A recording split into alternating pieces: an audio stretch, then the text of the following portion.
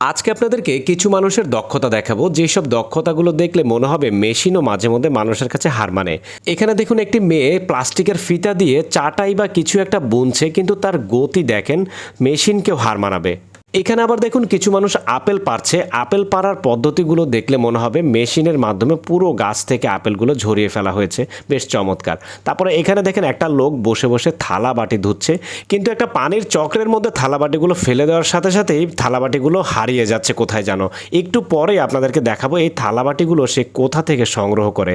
থালা বাটিগুলো পানির চক্র দিয়ে ঘুরে এসে এই ঝুড়িতে জমা হয়, এরপরে এই লোকটা এখান থেকে এগুলো সংগ্রহ করে।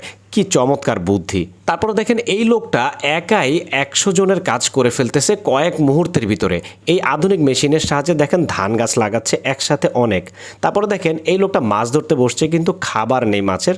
তার জন্য দেখেন এই যে সিগারেটের শোলা কেটে এইটাকে একটা বিশেষ ধরনের এই যে মেডিসিনের মধ্যে ঢুকালো।